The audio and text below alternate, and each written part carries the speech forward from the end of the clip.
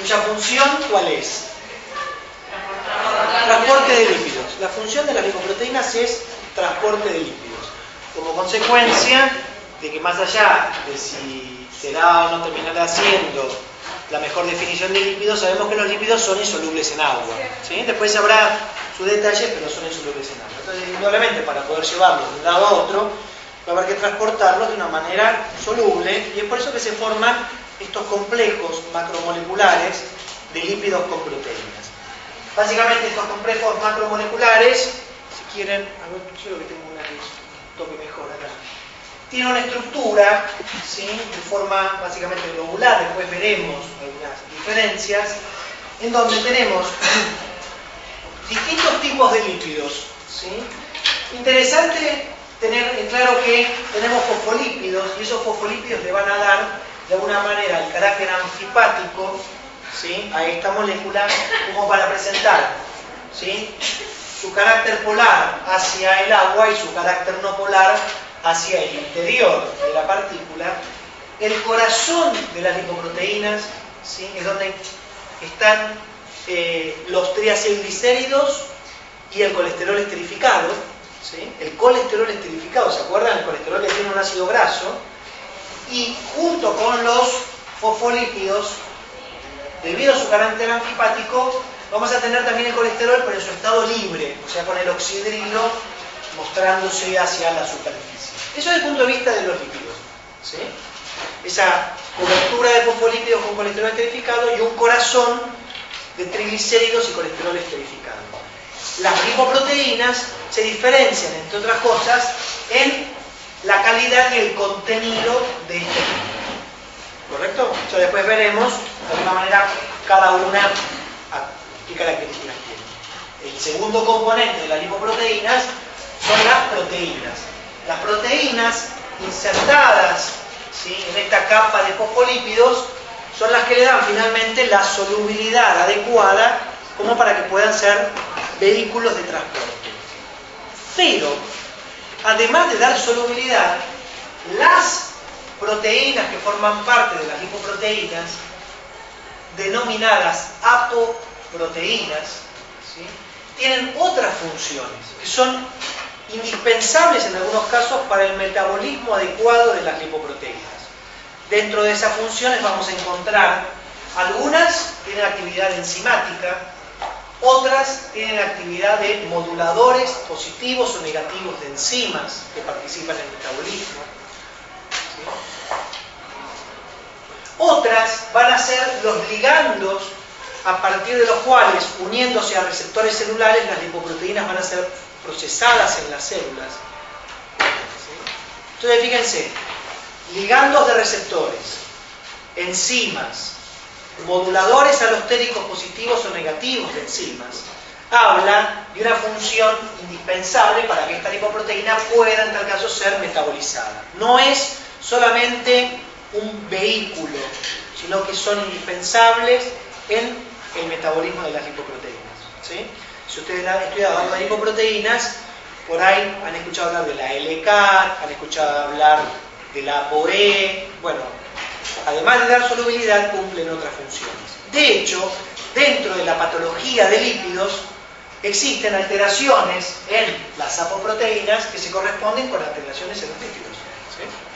Así que vamos a ir por ahí. A ver si tengo algo más para mostrarles y después...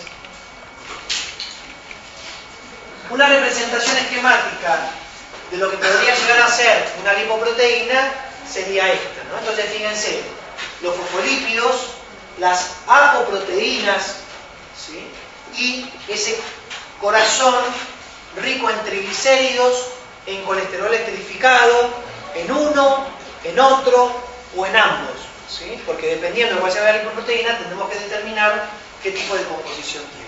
¿Correcto? ¿Sí? Bueno, creo que vamos a ir acá nomás. Vamos a bajar un poco esto. Por las dudas, si necesitamos, vamos a...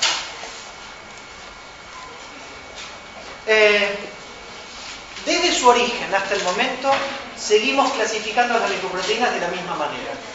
Y la clasificación se basó originalmente, y todavía seguimos usándola, de acuerdo a el comportamiento físico-químico de las lipoproteínas evaluando su densidad. ¿Sí?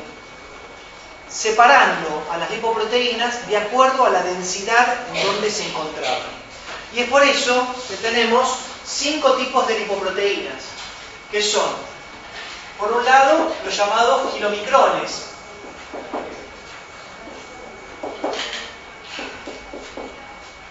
Después tenemos las lipoproteínas de muy baja densidad, o VLDL. Las siglas son en inglés e internacionalmente se mantienen en inglés. ¿Sí?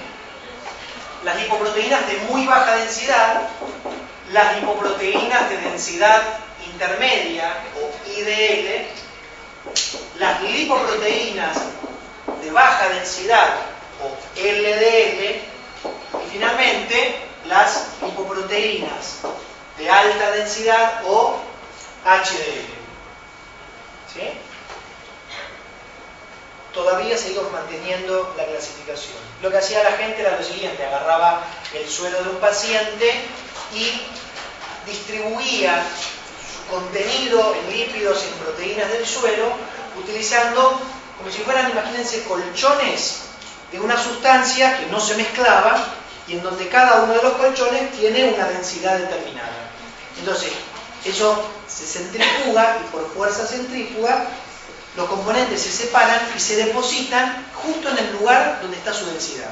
Y así como aparecieron componentes en los distintos puntos de densidad.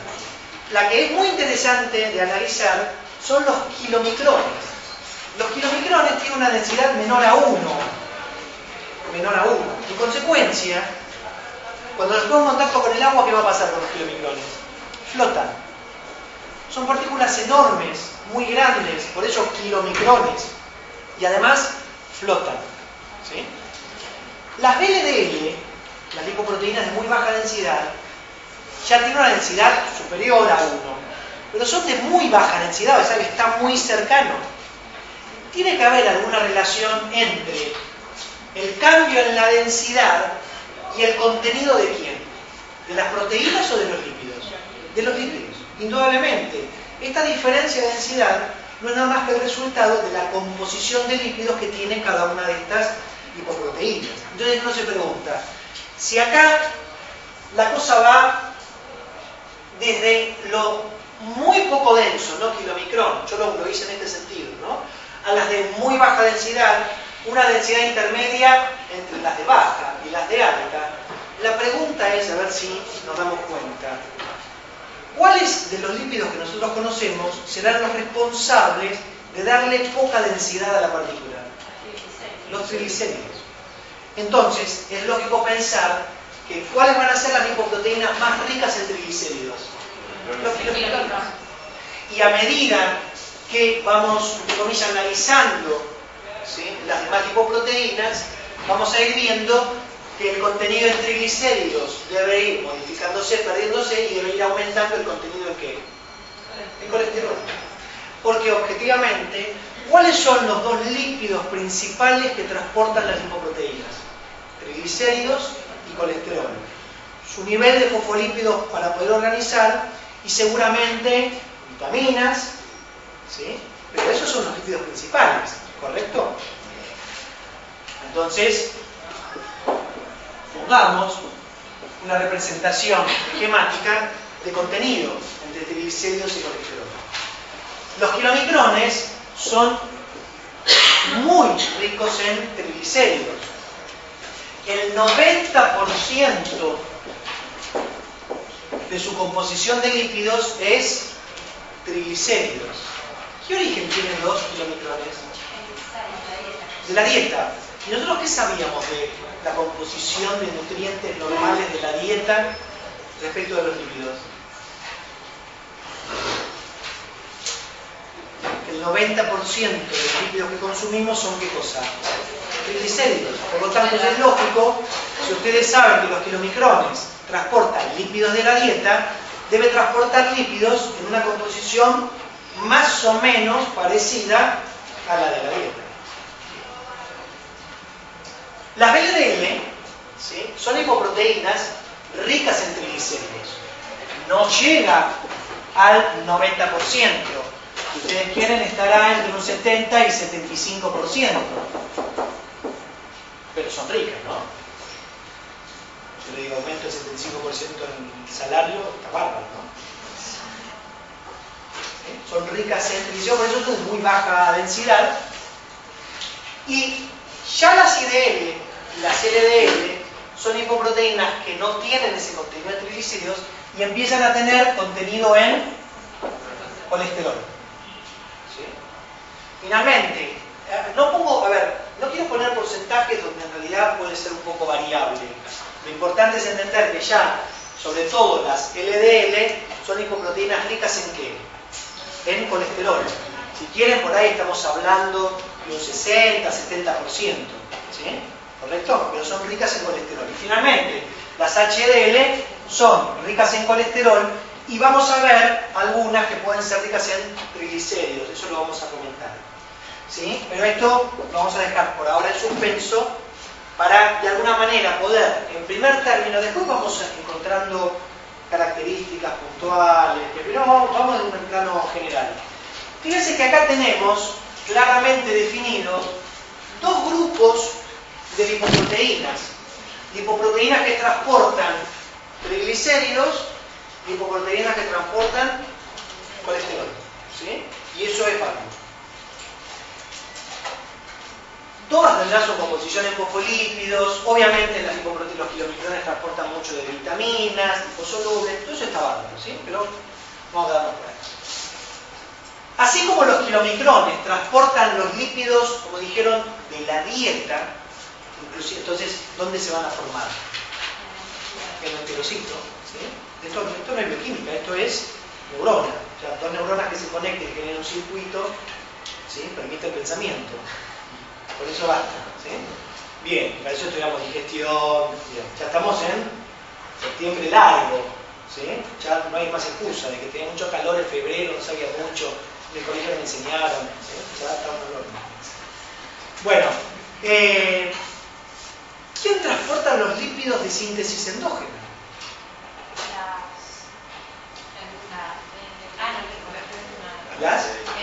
Las PLD. Los lípidos de síntesis endógena son transportados por las BLD. Pregunta, ¿dónde se sintetizan esos lípidos de síntesis endógena? En el hígado. Porque, ¿cómo? ¿El tejido adiposo no sintetiza lípidos? Sí, pero los sintetiza dentro de su célula, los almacena. Acá estamos hablando de un tejido que sintetiza triglicéridos, ¿para qué? Para exportarlos. Y nosotros esto ya lo sabemos, ¿no? ¿En qué situación? El hígado en saciedad toma la glucosa, la degrada, lanzadera del citrato, ácidos grasos, triglicéridos, empaqueta VLDL y los saca a la sangre. Por eso que nosotros cuando hablemos del metabolismo de las lipoproteínas vamos a hablar de un circuito asociado al transporte de los lípidos de la dieta y un circuito asociado al transporte de los lípidos de síntesis endógena. ¿Sí? Lo que me van creyendo, yo sé que ustedes lo saben, que ya lo vamos a definir, es que en realidad la LDL es el sustrato o es la lipoproteína que da origen a la IDL y la IDL va a dar origen a la LDL. ¿Y dónde ocurre eso? En circulación. Por eso es que las apoproteínas no solo tienen una función de transporte, cumplen funciones para que ocurra este proceso metabólico. Y las HDL son independientes, funcionan independientes y ya veremos. ¿Correcto? ¿Qué otra relación podemos encontrar analizando en forma general a las lipoproteínas? Su composición en apoproteínas. ¿Por qué? Porque así como cada lipoproteína, fíjense que tiene su característica en lípidos, también tienen sus características en apoproteínas. Y acá es donde el tema, en teoría, parece que se hace complejo. Porque si cada una de las lipoproteínas tiene una apoproteína, hay mucha posibilidad. Las apoproteínas se denominan con letras A, B, C, D, E, ¿sí? Hay otras también. Y obviamente se empezaron con letras, después alguien encontró que de la A había diferentes, entonces pusieron A1, A2, A3, A4, ¿sí? Entonces lo que vamos a hacer es vamos a definir aquellas lipoproteínas apoproteínas que caracterizan a cada una de las. En algunos casos pueden ser comunes. Yo sé que puede haber otras, ¿sí? Pero la verdad es que si de por sí por ahí tenemos que presentar 10, ¿por qué presentar de golpe 20? Si ya con 10 se me complica. Entonces vamos a presentar aquellas que son características y que de alguna manera su desconocimiento sí va a influir en el metabolismo de las lipoproteínas. Las que yo no nombre no van a modificar en nada el conocimiento del metabolismo de las lipoproteínas. ¿Se entiende? Van a completarlo, van a permitir entender por ahí algún que otro proceso, pero van a ser tan problemáticas en ese sentido. A ver, los kilomicrones en apoproteínas. Los kilomicrones tienen ApoA. Básicamente todas, ApoA1, ApoA2, puede ser 3, 4, ApoA como en forma general. Claro, yo voy a poner lipoproteínas en el estado maduro de todas las lipoproteínas. O sea que alguna lipoproteína por ahí puede modificar su carga de apoproteína. Yo voy a poner toda la posibilidad que pueda tener, lo cual no significa que en todo momento lo tenga. ¿Sí? ¿Qué otra cosa va a tener el kilomicrón? Va a tener ApoB, y en este caso sí va a ser importantísimo analizar que es ApoB 48, o sea, es un tipo de ApoB. ¿Por qué? Porque el único tejido que expresa ApoB 48 es... No, porque los kilomicrones ¿dónde vienen? Del enterocito. ¿Sí? Ahí son nuevas, hay otra neurona que se metió y son... ¿sí? Es seguro. Ahora, lo que nosotros vamos a ver es que el kilomicrón en algún momento determinado puede adquirir otras apoproteínas. Entonces vamos a encontrar kilomicrones con ApoC2, ApoC3, sobre todo también ApoB. ¿Sí? Yo después en su momento voy a dar la función de cada una. Estamos haciendo presentación. La BLDL que nace de hígado, tiene ApoB, pero una ApoB como de la familia, en realidad es el resultado de un proceso de splicing diferencial, la ApoB 48 de la 100. Una es más grande y la otra es más chiquita. Va a tener ApoC2, va a tener ApoC3, va a tener ApoE. ¿Qué es lo que no tiene BLDL? No tiene A. ¿Sí? No, Gustavo, yo leí que por ahí algunas BLDL. Bárbaro. Pero no tiene A. ¿Sí? La IDL tiene ApoB 100. ¿Sí? Algo de ApoE, y va a perder ya ApoC2, ApoC3, olvídense. Está bien. La LDL tiene solamente, exclusivamente ApoB 100. Es más, tiene una única molécula de ApoB 100. Porque tiene una única molécula proteica que es la fibra. Fíjense que yo les dije que la LDL en realidad viene de la IDL, que viene de la BLDL. Además del movimiento de lípidos, ¿no? Porque si una viene de la otra, de triglicéridos pasamos a colesterol, fíjense que también hay un movimiento en las apoproteínas, en donde en realidad, ¿cuál es la que caracteriza a esta serie? La ApoB 100.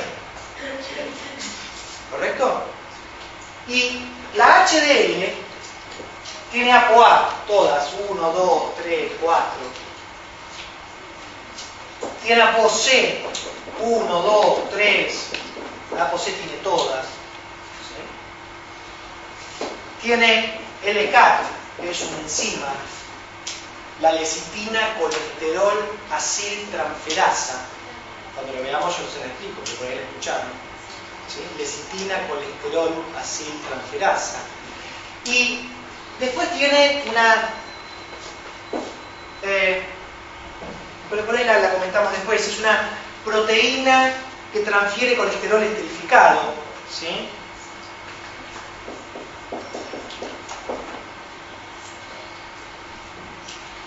La HDL tiene actividad paraoxonasa.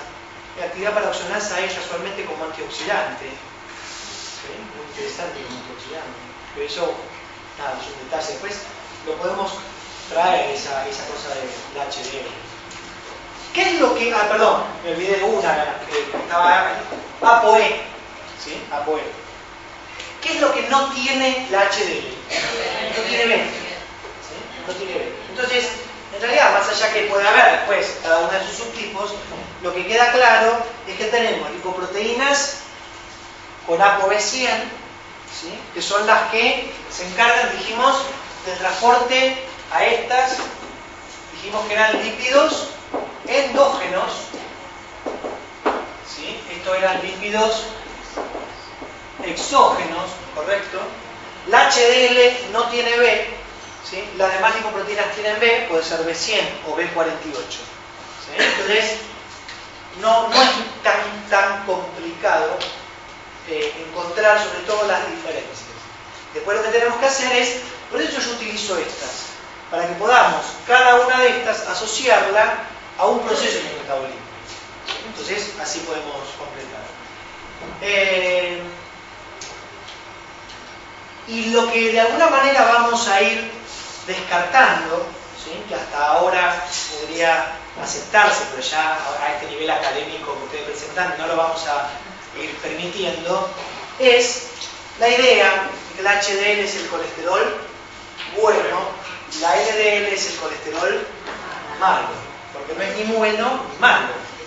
Lo que puede ser bueno o malo serán los distintos niveles de colesterol que se presentan. Obviamente, dependiendo de cómo transporte cada una, mucho o poco puede generar situaciones malas a buenas, pero en realidad no es ni bueno ni malo, porque el colesterol es indispensable. Dos funciones indispensables asociadas al colesterol: membranas, síntesis de hormonas, ¿sí? O sea que en realidad no es ni bueno ni malo. ¿Hay que tener colesterol? Sí, hay que tener colesterol. No hay, coma agudo tranquilo porque es importante. Bueno, entonces, ahora sí, lo que vamos a hacer es lo siguiente. Vamos a analizar el metabolismo de lípidos exógenos, ¿sí? De kilomicrones.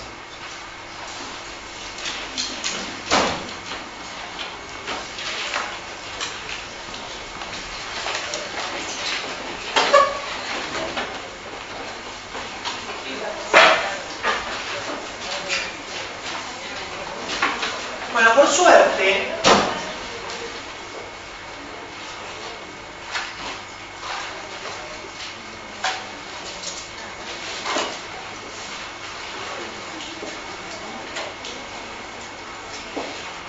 algo nosotros conocemos de esto, porque algunas cosas ya las hemos planteado.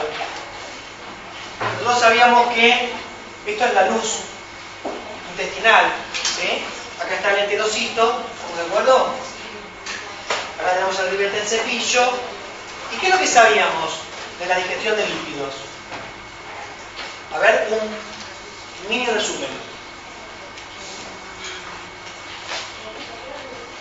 Las moléculas grandes en la luz intestinal tienen que hacerse más pequeñas, por ejemplo los triglicéridos tienen que dividirse, digamos, en glicerol y ácidos grasos para que puedan entrar y difundir, y adentro del trocito se vuelven a formar en las moléculas grandes. Acá tengo el 90%, ¿no? En la dieta. Bien, ¿qué más? ¿Qué otro lípido? Colesterol. ¿Cómo viene? Esterificado. Así que tiene que pasar a colesterol. Libre. Los fosfolípidos. Al isofosfolípidos por enzima. Enzima que hace que un fosfolípido sea lisofosfolípido.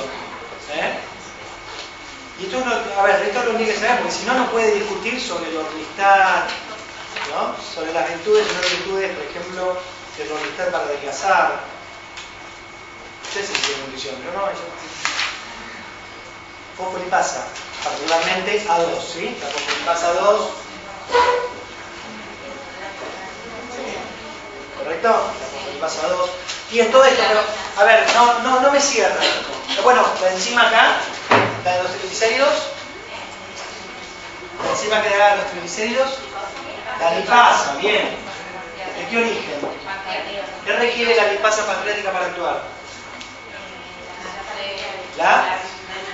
La bilis. Y además, ¿qué más? Porque de última, esos son lípidos y la enzima es soluble en agua. ¿Cuál es el ancla que permite unir la lipasa con la gota de grasa? La colipasa. ¿Se acuerdan? La proteína colipasa. Bien. Las sales biliares. ¿Por qué es indispensable no olvidarse nunca de que en realidad esto no está suelto, sino que está formando una micela mixta? ¿Sí? Micela. ¿Pero por qué?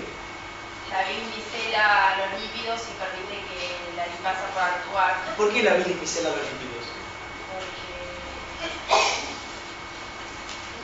Muchas preguntas del final, ¿eh? Sí, vas a dar preguntas del final. ¿Eh? Nada mejor.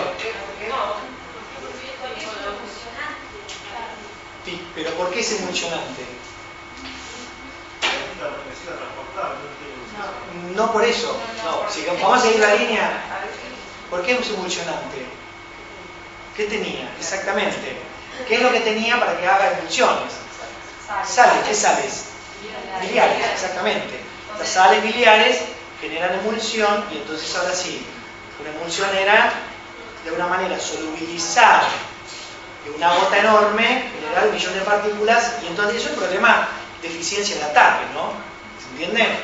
Es como si en vez de que ustedes fueran toda una masa uniforme como están ahora, están como micelados, ¿sí? Entonces son más fácilmente atacables pregunta por pregunta. Si fueran toda una unidad, no habría manera de discriminar, ¿sí? Entonces ahora están micelados, ¿sí? Así que indispensable nunca olvidarse de la bilis como agente emulsionante en este proceso de digestión de líquidos. Entonces ahora sí me convencieron. La micela difunde y lo que ya habíamos comentado es esa particularidad en el enterocito de que se vuelve otra vez a formar las estructuras entre comillas originales. O sea que a partir de los ácidos grasos con el glicerol se forman de nuevo triglicéridos. ¿A través de qué reacciones? Las mismas que vimos para la lipogénesis, ¿sí? ¿Correcto? Glicerol trifosfato, la aciltransferasa, exactamente lo mismo. El colesterol se va a esterificar, en parte, no todo. Los isofosfolípidos van a volver otra vez a esterificarse, ¿correcto? Y todo esto que está acá, va a ser transferido al retículo endoplasmático rugoso. ¿Por qué al retículo endoplasmático rugoso? Se sintetizan las proteínas, no las apoproteínas, y se va a generar un paquete que además debe ser exportado de la célula. Entonces, en el retículo endoplasmático, ¿sí?, se va a sintetizar ApoB48. ¿Sí? Y entonces se va a empaquetar esta carga de lípidos que mantiene de alguna manera el porcentaje original, ¿no? 90% de triglicéridos por otra composición, seguramente las vitaminas, ¿sí? ¿Qué vitamina? ¿La vitamina C? No. Bien. D, Deca, ¿sí? ¿Sí? Aunque no todas indispensables, pero bueno, podrían ser, se van a juntar, se van a empaquetar y nace un kilomicrón, llamado kilomicrón. ¿Cómo llamaría usted al kilomicrón que nace? No, ¿cómo? Exactamente, kilomicrón naciente. ¿Sí? El kilomicrón que nace lo llamamos kilomicrón naciente. ¿Qué característica tiene este kilomicrón naciente? Triglicéridos, ¿no? ¿Soy representativo? ¿Les parece así? Sí. ¿Qué tiene? Triglicéridos. ¿Tiene colesterol? Sí, un toque. ¿Cuánto tiene colesterol? Sí, decimos un toque. Un toque. Un toque de colesterol. Guadalupe quiere ser académica. Vamos a ver cuánto sabe. ¿Cuánto colesterol hay en la dieta? ¿Cuánto consumimos? No, más o menos. En la dieta estándar. ¿Cuánto va más o menos? Si usted no me lo dice, ¿por qué tengo que yo leer los libros? No me entiendo eso. ¿Por qué esta transferencia no puede ir de vuelta? Ustedes una nutrición y más o menos, ¿qué cantidad? No, el máximo, 300 miligramos, estamos ahí, ¿no? Estamos más o menos ahí. 350 miligramos por día, está muy bien. Pero no consumimos eso. Sí, más o menos, sí, más o menos, está por ahí. Es muy interesante esto, porque yo siempre lo discuto. Está bien, porque demuestra que se lo han dado, si no me preocuparía. Sí, lo vimos. Sí, y está bien. Son datos interesantes, ¿por qué? Porque yo a partir de ese dato digo, come uno todo lo que quieras. Porque si algo que no vas a tener es problema de colesterol por comer colesterol. La Asociación Americana de Nutrición permite, lo pueden leer, lo pueden buscar, ¿sí? Es más, por ahí búsquenlo. En la dieta para las hipercolesterolemias graves, ¿sí? Los tipos que tienen colesterol al taco, porque comer a toque, el colesterol al taco, un consumo hasta 300 miligramos día, y que es un valor muy cercano a lo que puede ser una dieta, obviamente, dependiendo también de qué lugar. Yo estoy hablando de nosotros, ¿no? Acá, tal, por ahí en otros lados no tanto. Lo cual define que claramente las enfermedades asociadas al colesterol no se basan en un problema de consumo. El problema es endógeno. El problema pasa desde adentro. Esto no significa que yo con la dieta no pueda modificar los niveles de colesterol, que son dos cosas diferentes. Pero no lo modifico a través del colesterol, sino lo modifico a través del entorno que le doy al colesterol. Entonces, cuando ustedes piensen, ¿sí?, en mejorar niveles plasmáticos de colesterol, lo que van a tratar de buscar es si en esa dieta hay un buen contenido o una relación adecuada de grasas insaturadas frente a las saturadas. Y esto se sabe, ¿sí? Hay trabajos que demostraron que una relación adecuada de ácidos grasos insaturados sobre los saturados, digo adecuada, porque no significa todo o nada, sino la relación adecuada puede lograr disminuir colesterol en hasta un 15%. Y al revés, una dieta demasiada saturada puede estar asociada a un aumento hasta en un 15% en los niveles de colesterol. Yo sé que para un tipo que tiene 450 de colesterol, el 15% por ahí no es demasiado, porque va a tener que tomar lo que tenga que tomar. Pero para una persona que tiene 220 de colesterol, 230, manejar 15% puede ser llevarlo de una situación de riesgo a una situación de no riesgo. Le puede dar un infarto igual, pero ustedes que están viendo estadísticas saben que el riesgo es un parámetro que uno utiliza para evaluar, ¿sí? Entonces, y eso se logra no modificando los niveles de colesterol, en realidad mejorando la calidad de lípidos de la dieta. Y eso hay estudios que lo han mostrado, ¿sí? Así que eso es un dato que es muy interesante. Bien, ¿qué tiene el kilomicrón naciente? 90% de triglicéridos, B48. Gustavo, yo leí que también hacía con ApoE, está bien, pero tiene B48. ¿Sí? ¿Se acuerdan que yo le dije que íbamos a rescatar, ahora que veíamos metabolismo de lipoproteínas, una cosa que yo les había dicho, que era la importancia que podía tener el consumo de grasas, ¿sí?, en realidad de triglicéridos de cadena corta y cadena media. ¿Sí? Por un lado, tiene una ventaja a partir de lo que nosotros ya conocemos, y es que no necesitan de la carnitina para poder ser transportados a través de la membrana mitocondrial, lo cual hace que el sistema sea más eficiente en velocidad, ¿sí? Son más rápidamente metabolizables.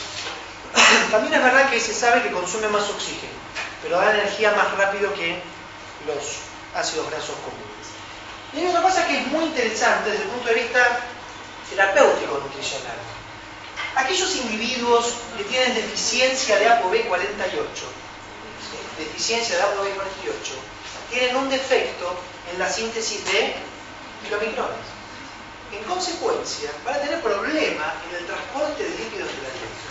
Esos individuos van a requerir de una dieta que sea rica en triglicéridos de cadena corta y cadena media, porque los triglicéridos de cadena corta y cadena media no son vehiculizados a través de kilomicrones, porque directamente, en realidad, los ácidos grasos, en realidad, a ver, Vamos a hablar como corresponde.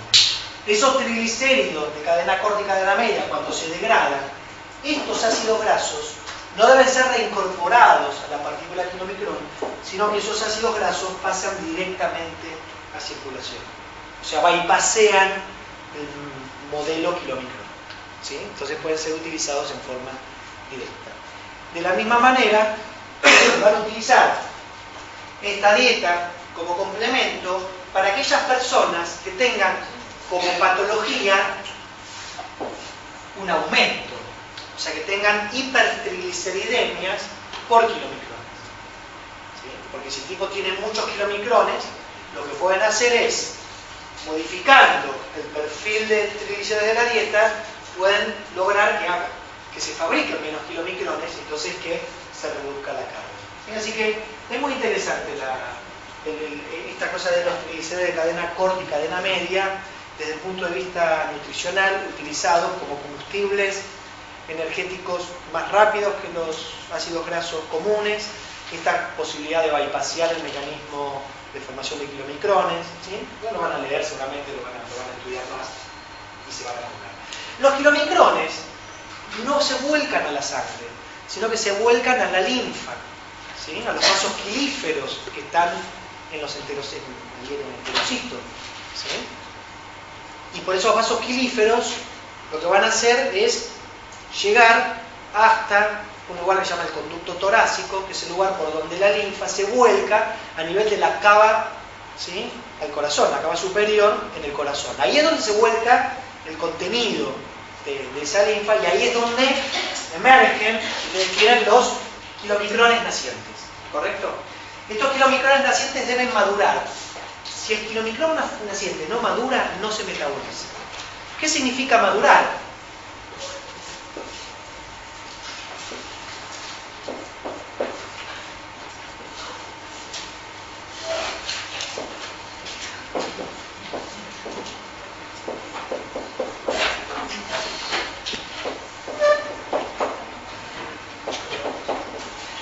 Madurar significa adquirir apoproteínas. Fíjense que la diferencia entre el kilomicrón naciente y el kilomicrón maduro es la adquisición, entre comillas, de... bueno, una cosa que me había olvidado, ¿no? Que lo que pasa es que, como tiene otras funciones, la ApoA, ¿no? ¿Sí? El kilomicrón siempre tiene ApoA, ¿sí? Ya después... De todo su set completo de apoproteínas. ApoC, C2, C3, ApoE. La pregunta es, ¿de dónde la adquieren y dónde la adquieren? La adquieren en el plasma, o sea, mientras que está siendo vehiculizado, y se las da la HDL. La HDL le da ApoE, ApoC2, ApoC3, ¿sí? Y de esa manera la HDL interviene en la maduración del kilomicrón. Es más, nosotros vamos a ver que la HDL es una lipoproteína muy pivot en el metabolismo de las lipoproteínas, ¿sí? Muy central. Por eso es que la alteración de las HDL también altera a las demás lipoproteínas. Una consideración que va a ser muy útil para otro momento es que esta transferencia de apoproteínas no es que la ApoC2 sale y se pega en la otra, sino que la transferencia parece ser por pedazos de la lipoproteína que se le ceden a la otra. O sea, como que, por ejemplo, si acá está la ApoE, en realidad la HDL pierde todo este pedazo, o sea, con fosfolípidos incluidos, con algo de colesterol, ¿se entiende? Un parche se va, o sea que da la sensación de que el proceso, más que ser lejano, es un proceso por contacto inclusive, ¿sí? O sea, como que cachos de la HDL son transferidos al kilomicrón y ya veremos que cachos del kilomicrón podrán ser transferidos al HDL, ¿sí? Y esto en realidad van a ver que es muy relevante, porque si en realidad no solamente se está transfiriendo la apoproteína, sino que se transfieren los lípidos, hay intercambio de lípidos entre las lipoproteínas. Pero bueno, por ahora nos quedamos en esto. Y ahora el kilomicrón está maduro para poder ser metabolizado. La pregunta es, el kilomicrón era una lipoproteína cuyo objetivo era poder transportar los lípidos de la dieta. Por lo tanto, lo que tiene que hacer el kilomicrón es poder llevar esos lípidos a los tejidos. El tema es que el kilomicrón no ingresa a ningún tejido para dejar los lípidos. El proceso ocurre ¿dónde? En sangre. ¿Sí? Y ese proceso ocurre a través, ¿sí? Pongamos un endotelio vascular, ¿sí? Y sacamos de este endotelio vascular una enzima, ¿sí? Que se encuentra unida a la membrana de las células del endotelio vascular, ¿sí? Pero que mira hacia dónde, hacia la luz del vaso, ¿no? ¿Me siguen? Ponemos así para que quede claro, ¿se entiende? La enzima se llama lipoprotein lipasa 1. Una macana, siempre que aparece 1 es porque hay 2 o 3. Pero bueno, conocíamos a la lipasa salival o lingual, la lipasa pancreática, conocimos a la lipasa hormonosensible hace poquito. Hoy les presento a la lipoprotein lipasa. Una lipasa es una enzima que degrada triglicéridos. La llamamos lipoprotein lipasa porque degrada los triglicéridos de las lipoproteínas. O sea que lo que va a hacer este kilomicrón cuando se encuentre con la lipoproteína lipasa del endotelio vascular va a sufrir la degradación ¿de quién? De sus triglicéridos. Y entonces, en esta degradación, tengo un cachito esto para poder utilizar. Se va a liberar ácidos grasos, ¿verdad? Se va a liberar glicerol, ¿verdad? Y esto no es un proceso único, sino que es como que el kilomicrón va siendo metabolizado en forma continua y esa partícula va perdiendo contenido. ¿Estamos de acuerdo? ¿Contenido en qué? En triglicéridos. Se va haciendo una partícula, lo que queda del kilomicrón, el remanente del kilomicrón. Y entonces, esta partícula, este kilomicrón remanente, sigue teniendo algo de triglicéridos, sigue teniendo colesterol, obviamente en mucha menor cantidad de triglicéridos, sigue teniendo ApoB48, va a mantener a la ApoE, y a medida que se está metabolizando, va a ir sirviéndole ApoC2, ¿a quién? A la HDL. Por eso yo dije que la HDL funciona, ¿sí?, dando, pero también va a funcionar recibiendo. ¿Cómo? Particularmente ApoC2, ¿sí? Ahora después lo termino de redondear el concepto. Ángeles. ¿Y los ácidos grasos y el glicerol dónde va? Ah, pregunta, pero esa es mi pregunta. ¿Puedo? ¿La puedo tomar? ¿A dónde va el glicerol? ¿Qué tejidos necesita el glicerol? Hacer glucosa. ¿Gluconeo? Podría llegar a ser. Laura plantea gluconeogénesis. La pregunta es, ¿en qué situación metabólica está ocurriendo esto? En saciedad, o sea que hay insulina. A ver, hagamos acá, cachitito. Yo tengo glucosa. Acá sabemos que va dihidroxiacetonafofato, piruvato. Este glicerol, ¿sí?, que obviamente llega al hígado, en vez de hacer gluconeo, lo que va a hacer es glucólisis, piruvato, síntesis de ácidos grasos. Cuando llegue el momento de la disminución de la cantidad de insulina, entonces ahí podrá hacer. Lo que no dijimos, a un participo, no me quiero olvidar, ¿cuánto tiempo duran los kilomicrones? ¿2 días? No. 12 horas no. 2 minutos. 2 minutos en realidad no se metabolizaron, explotaron, ¿no? Cayeron a la cabeza. No. El metabolismo de kilomicrones, obviamente, es. Claro. Vamos a tener que definir toque, porque mi toque antes era más escueto. Está muy bien, un toque. Bueno. Si la dieta es muy rica en grasas, van a durar un poquito más que si no. El metabolismo de los kilomicrones está aproximadamente en las 4 horas, ¿sí? 4 a 6 horas los kilomicrones se están metabolizando. Por eso cuando yo le saco sangre al individuo, ¿sí?, si el ayuno adecuado, ¿sí?, ese ayuno para los lípidos está en las 12 horas, ¿sí? Si yo le saco sangre a una persona después de comer a las 3 horas, la glucosa la tiene normal. Pero si a las 3 horas le saco sangre, el suero de ese paciente va a ser bastante lechoso. ¿Por qué lechoso? Porque está muy rico en kilomicrones que se están metabolizando. Si yo ese suero lo guardo en heladera, como los kilomicrones flotan y además son muy ricos en triglicéridos, se forma arriba una crema, ¿sí? Porque flotan, ¿sí? Una crema, y es por eso que la leche de vaca tan rica en grasa tiene la capa de grasa arriba, ¿no? Porque la densidad de esos lípidos, ¿no? Dicen que, no sé, yo no también, dicen que usted, ¿cómo es? ¿Sí? ¿Cómo es? Es potente, es fuerte, ¿sí? ¿Sí? Esos son los kilomicrones, mucha grasa, claro, exactamente, ¿sí? Mucha grasa. Imagínense lo que es la de la foca, ¿no? La de la foca, sí, la de la foca es un infierno. Y claro, para aumentar, porque sabe que tiene que hacer mantener de peso en un tiempo récord para generar una capa de grasa importante, entonces es súper grasosa. Bueno, nos fuimos. Sí.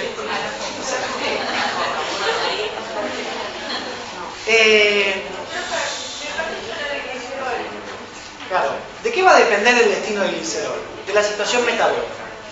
Si el glicerol está en una condición de ayuno, sabemos que en el hígado va a ser gluconeo. Pero en estas primeras instancias de la saciedad, en realidad no va a entrar a ser gluconeo, va a entrar preferentemente a ser utilizado como intermediario glucolítico, ¿sí? Entonces podrá participar en la síntesis de ácidos grasos, depende del momento. ¿Y los ácidos grasos qué destino van a tener?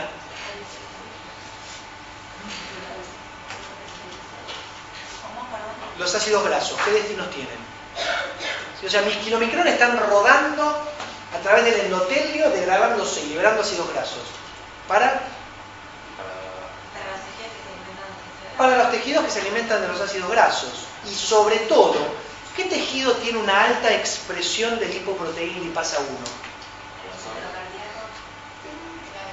No tanto. ¿Quién? El adiposo.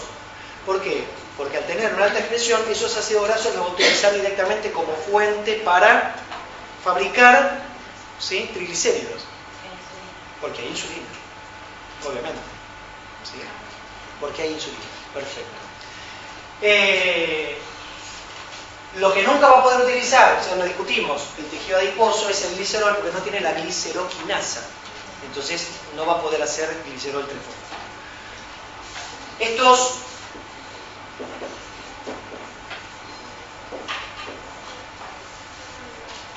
como el hígado, ¿sí? No es la mejor disposición, ¿sí? Pero para no irme tan para allá. Kilomicrones remanentes, lo que va quedando del kilomicrón, ¿sí? Lo que va quedando del kilomicrón debe ser eliminado de circulación. De hecho dijimos, entre las 4 y las 6 horas... ¿Cómo? ¿No se recicla? ¿No se puede reusar? Sí, en realidad se recicla si vos querés, pero no como kilomicrones. Lo que se recicla en realidad es el contenido, pero no el kilomicrón con Que vuelve a ir a la recicladera. De alguna manera se recicla por ahí también. Hay que eliminar los kilomicrones de circulación, ¿sí? Y esa eliminación ocurre a través del hígado, ¿correcto? En forma específica. ¿Por qué en forma específica? Porque en el hígado existe un receptor llamado receptor E. ¿Por qué receptor E? Porque reconoce ApoE y dice, como es un receptor que media endocitosis, el kilomicrón es eliminado de circulación a través de endocitosis mediada por receptor en el hígado. Y así es como cada vez que los kilomicrones que se están siendo metabolizados pasan por el hígado, muchos son eliminados. De tal manera que en condiciones fisiológicas, a las 12 horas de ayuno, no debe haber rastros de kilomicrones. ¿Sí? Se han clarificado totalmente. Estos kilomicrones remanentes, ¿no? Ahora en el hígado, ¿qué hacen? Se desarman y cada uno de los componentes de ese kilomicrón tomará un destino metabólico adecuado. Por ejemplo, las apoproteínas podrán ser recicladas. La ApoB48 será degradada porque no sirve para nada. Lo que lleve triglicéridos podrá ser redistribuido a otra lipoproteína, ¿no? Y el colesterol también, a una lipoproteína, ¿o a dónde puede ir el colesterol? A la síntesis intestinal. ¿Sí? Eso dependerá de analizar si ese es un momento en donde se requiere ácidos biliares o no, ¿sí? El destino. Pero en realidad pueden ser reciclados. De hecho, todavía no lo vimos, pero ustedes lo sabían, las LDL ¿dónde nacen? En el hígado. O sea que el contenido de triglicéridos y colesterol que está viniendo por acá puede ser perfectamente puesto en las LDL y vuelve otra vez a salir en circulación, que es lo que preguntaba Guadalupe. ¿Se reciclan? Sí, se reciclan, pero no en su estructura de kilomicrón, sino en sus componentes en tal caso. Y así es como se metabolizan los kilomicrones, que son los lípidos, las lipoproteínas que transportan los lípidos de la dieta. Ahora, encontramos o definimos la función de la ApoE. La ApoE es ligando del receptor ubicado en el hígado. ¿Correcto?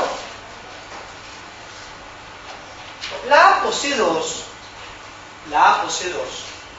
es el modulador alostérico de la lipoproteína lipasa 1. Positivo. Es el activador de la lipoproteína lipasa 1. La C2, ApoC2. ApoC2 es el modulador alostérico positivo, el activador de la lipoproteína lipasa 1. Esto significa que un individuo con deficiencia de ApoC2, ¿qué va a tener? Hipertrigliceridemia. Un individuo que no tiene ApoC2 no puede activar la enzima, no se puede metabolizar, ¿correcto? Un individuo con deficiencia de lipoproteína lipasa 1, ¿qué va a tener en su perfil lipídico? Lo mismo, hipertrigliceridemia. Cuando un médico se encuentra con un individuo con hipertrigliceridemia y además define que esa hipertrigliceridemia está por los kilomicrones, una de las preguntas que se hace es, si es una enfermedad genética, ¿podrá ser una deficiencia de lipoproteína lipasa 1?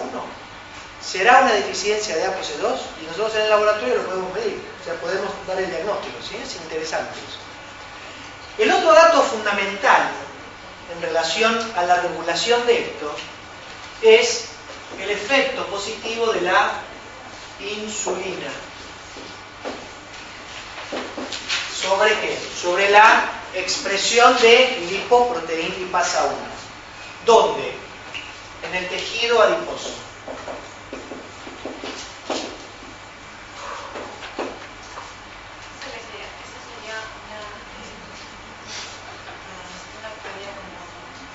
Uno es modulador, alostérico, y este se supone actúa genéticamente y además, por algún mecanismo yo no lo conozco, mejora la exposición, o sea, mejora la exposición de la lipoproteína al endotelio. Pero sí, es una regulación genética.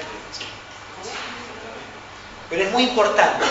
Entonces, fíjense que se cierra, en realidad no lo estoy cerrando, se completa una relación que nosotros fuimos armando. GLUT4, insulina, tejido adiposo, síntesis de triglicéridos, lipoproteína lipasa, kilomicrones. A ver si... ¿Puedo borrar acá? ¿Ya esto lo tenemos? Yo no voy a hacer nada más sobre esto, ¿eh?